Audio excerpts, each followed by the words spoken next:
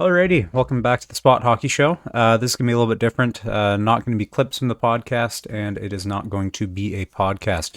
This is just going to be me sitting down before the Canucks. I believe they're playing the Jets game, and then I just want to talk about the GT Miller Pettersson situation. I know it's kind of feels like blown over a little bit more now than it had before. I just want to go over what both players are looking like points wise, which players I think they should choose. And yeah, so let's get into it here. So I just want to go over Pettersson's stretch of great play earlier that followed a stretch of no points. And by the way, this is the first three columns here are goals, assist, points. This is just Yahoo Sports. It's my favorite site. If you guys have another site that I should choose for next time, let me know in the comments. But yeah, so goals, assists, points, so total points.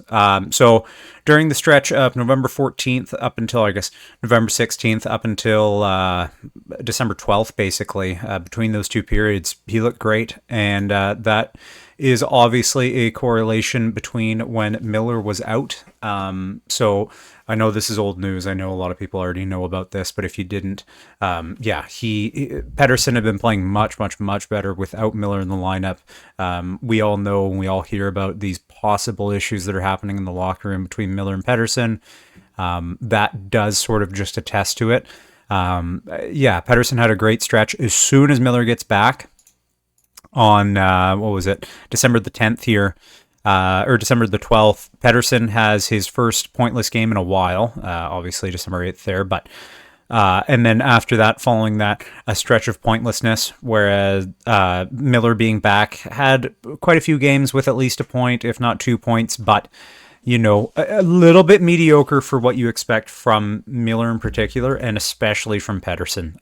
So just want to go over their caps here. Elias Pettersson, as of right now, his cap hit is too high. For the way he's playing, it is too high, obviously. I did just want to add, though, he is 26. He's more than likely in his prime right now. But we have seen players hit another stride later on, just with the mental maturity and just body maturity, understanding your body. And I think a lot of it is with Pettersson mental maturity that we're going to see later on in his career. I feel like if they do decide to trade him now, you would be trading at the absolute low that you could possibly get for Pettersson. And I do want to say the same for Miller, obviously. You would be trading at a pretty low point for Miller. But I don't love this contract, especially for a guy that could possibly be a bit of a locker room issue so far this season. So Pettersson is making $11.6 million a year. That contract will expire in 2032, and he will be 33 years of age. So you're paying for that contract through his prime. That's why it's expensive. That's why that contract's high. You're paying for his prime years. 33 on expiry is not a terrible end date. It's not like he's going to be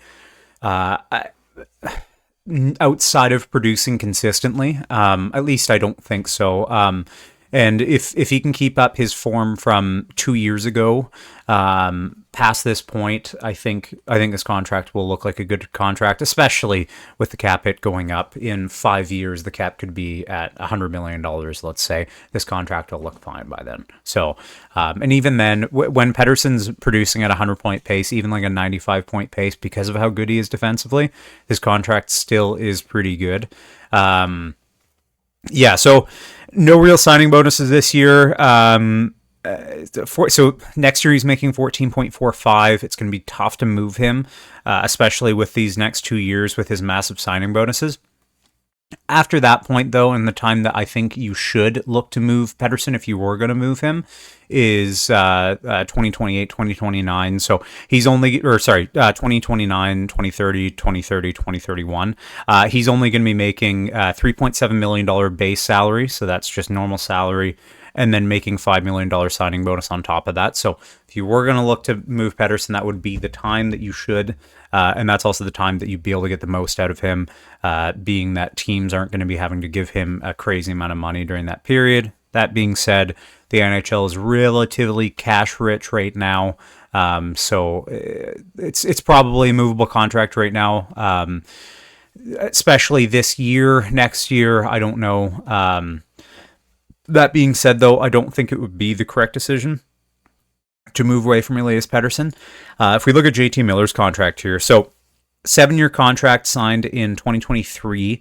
That takes him until he is 37. Now, that is a bit of a doozy. And his contract is going to be easier to move from here on forward. He's already been paid the lump sum of his signing bonus, and his base salary has increased from here on forward, but signing bonus is much, much less. So we can see here total salary that he's going to be making yearly, $7 million this year, 7.5, and then 7 onward. So in all honesty, his contract's going to be easier to move. One, you probably, I don't know if you can get more out of Miller just because of that age discrepancy.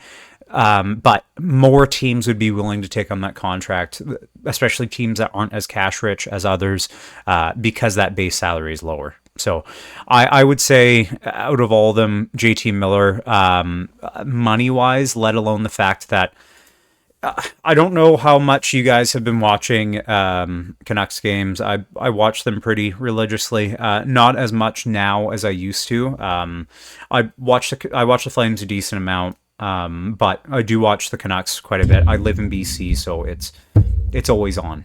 We don't have to worry about regional blackouts, which is a video in and of itself. But he doesn't see JT Miller. I'm talking about doesn't seem to be as engaged as he looked in years past, especially before signing this contract and in the first 2 years of this contract. This contract looked great up until this year. I still think it's a reasonable contract by all means. Like a lot of top 6 players that can chip in just below point per game status are going to be making this amount of money. Regardless, though, he's always kind of had his defensive struggles. This year has really put a light on that. He just doesn't seem to want to back check as often. There's certain games where he looks great on back check, and then others he looks just like he doesn't care. Defense is a large part of this game, and he needs to be a good defensive center, especially playing in that C2 role, that second line center role. That a lot of the time is a matchup role that he's playing against a lot of the top guys in the league. And if he's unwilling to back check against large matchups like that, that's a bit of an issue. Also, just wanted to show kind of a crazy thing here. So Pettersson played 16 minutes January 11th. That was the 3-0 shutout against Toronto, which, by the way, fantastic game. That may be one of the best games that the Canucks have played this year. Miller only played 13 minutes, and he's also had consistent penalties within his last 2 games. No points in 3, which is fine. Like, it's whatever, but it would be whatever if they weren't losing games. They are losing games, and they're losing them often right now. So it's putting a candle on both Miller and both Pettersson's performances and their actual production in and of itself. Not looking too great for them to make the playoffs, in my personal opinion. I see a Utah, a Flames, possibly. I know I might be biased on the Flames making the playoffs. In all honesty, I don't see the Flames making the playoffs. In all honesty, I see the Canucks making it over the Flames. Would I be shocked to see a 5 team on the other side and 3? No. Like, would I be shocked if I see Vegas, LA, Edmonton, and then on the other side, Dallas, Jets, Utah, and Minnesota? No, I wouldn't be shocked. I wouldn't be shocked to see that. I would not be shocked to see 5 teams on the other side. It's seeming like a bit of a tricky situation. I hope it gets remedied. In all honesty, if they could just figure out whatever the hell is going on in the background, I think everything would be just fine. Seeing as things are right now, And seeing as how terrible the defensive depth has been recently, maybe you try to trade him for a top defenseman, not a top, but a top 4 defenseman, right shot defenseman. That being said, Hronek's back tonight, which is fantastic. I just don't think that Tyler Myers should be a top 4 right shot defenseman. Not that I dislike Tyler Myers' game, and not that I don't think he can play on a second pairing role. I just don't think he's at the age and the point of his career that he can play that consistently. And we sort of saw that during the stretch where Hronek was out. He looks like he's getting too many minutes. So I wouldn't mind seeing JT Miller move. Now, who do you move him for? I've got a couple ideas. I don't want to get into right now. Maybe that could be a video discussion in and of itself, of different trade candidates and where they can move and what trades I think make sense. Sorry if you heard my cat there. But yeah, just wanted to end this off. Just wanted to go over the JT Miller, Elias Pettersson talk. I think Elias Pettersson needs to grow thicker skin possibly on the team. That being said, I don't actually know what's happening internally. There could be such terrible things that he can't. That being said, I do think he needs to grow thicker skin. And JT Miller needs to probably simmer down a little bit with certain guys. It's good to be a very fiery, want better for your teammates type of player. To an extent, if you hammer on the same guy, and I played hockey for a decent amount of time. I also just worked in workplaces. It's the same thing as a boss that constantly hammers down on you and won't let you breathe, won't give you a break. And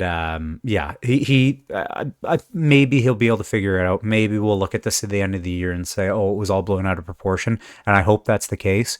But out of the 2 players that could move, I would prefer to see JT Miller move. But yeah, that's it. Thank you guys so much for watching. Click like, click subscribe, tell all your friends, yada, yada, yada. Take care.